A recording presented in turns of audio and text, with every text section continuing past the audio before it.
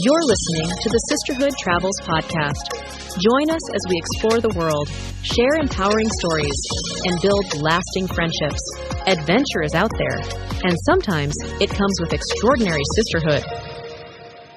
Okay, so you're thinking about joining that Portugal and Spain, the Iberian wine route tour with Sisterhood Travels in 2025, and we've got the itinerary right here. Oh, fun. And let me tell you, it is giving me some serious wanderlust. Cobblestone streets, sun-drenched vineyards, amazing wines, all shared with a group of women. What's not to love? It does sound like an incredible journey. And you're right, the itinerary really highlights that blend of cultural exploration and those meaningful connections you can only really get when traveling with others. Definitely. And speaking of incredible experiences, that Rablo boat cruise down the Douro River really caught my eye. Imagine sipping wine with the wind in your hair, gliding past those terraced vineyards where some of the world's best port comes from. Especially since you'll be right in the heart of Douro Valley, famous for its port wines, of course. Yeah. It's such a unique opportunity to really understand how the landscape shapes the flavors. Have you always wanted to learn more about how port is made? Like, what makes it so special? I have. It's one thing to, enjoy a glass of port, but to actually be there, where it's made, learning about the process, that just takes the experience to a whole other level. And speaking of experiences, did you see there's a cooking class where we learn to make patiscos? Yes, those are like Portuguese tapas. Small plates, perfect for sharing. Have you had much Portuguese food before? I've dabbled. I'm always up for trying new things, especially in the environment where they originated. What's fascinating to me about this itinerary is the balance it seems to strike between structured activities and free time. You have these amazing guided tours of places like the Templar Castle in Tomar, but you also have time to wander, explore on your own, or even just connect more with your fellow travelers. And that's where joining a tour like this can be really rewarding. You have that safety and guidance of a group, but you also have that freedom to personalize parts of the experience. Yeah. Speaking of the group, we should mention this tour is designed for women only.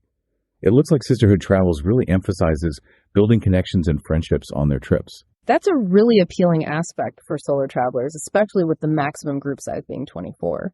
It creates a more intimate dynamic, right? And they even offer roommate matching for solo travelers, which I think is such a cool way to build camaraderie right from the get-go. Absolutely. Takes the pressure off finding someone to travel with and just adds that element of surprise and potential connection to the trip. Yeah. Okay, so we've covered the group aspect, but what about where you'll be staying? 16 nights in deluxe hotels? That sounds like a vacation in itself. Right. I was eyeing that Winehouse Hotel in the Douro Valley, staying in a vineyard in the heart of the region. Talk about immersive. Imagine waking up to those vineyard views each morning. It's all about savoring the experience, immersing yourself in that world of winemaking. And speaking of savoring, can we talk about the food? 29 meals included, that's a foodie drain. It really is. The itinerary mentions regional cuisine, a farm-to-table dinner in Logroño, which, by the way, is in the Rioja region, known for those bold Spanish reds. Oh, absolutely. Rioja is classic for a reason. Those Tempranillo grapes just thrive in that climate. And then there's the chance to taste those authentic Portuguese patiscos we talked about. Speaking of tasting, I once had this truly memorable farm-to-table dining experience in Tuscany. And it wasn't just about the food, it was the whole atmosphere. Connecting with the people who grew the ingredients, hearing their stories. Have you ever had a meal that really stayed with you like that? I have, actually. Yeah, it was years ago. This tiny village in Provence. And the food was simple, locally sourced. But the passion of the people who prepared it, it's the kind of experience you remember long after the trip is over, which is what makes this itinerary so exciting. It's clear there's been real thought put into showcasing the diversity of Iberian cuisine. And the diversity of the regions themselves. You'll be experiencing the energy of Lisbon, the history of Porto, the tranquility of the Douro Valley, and the unique culture of Basque Country all in one trip. The itinerary's pacing seems designed to give you a taste of each region's unique flavor, ensuring you get that well-rounded experience rather than just scratching the surface. Exactly. But that also means it's a fast-paced adventure, as we mentioned earlier. Sisterhood Travels gives this trip a busy rating for activity level. And looking at the itinerary, some days have optional activities. Do you think you'd use that time for more exploring? Or would you prefer relaxing at the hotel to recharge? That's a good question. It's definitely something to consider depending on your travel style. For me, I think I'd be tempted to soak up every last experience. But it's all about finding that balance, right? It is. And speaking of balance, we should probably talk about the financial side of things. Have you had a chance to look at the cost breakdown at all? I have.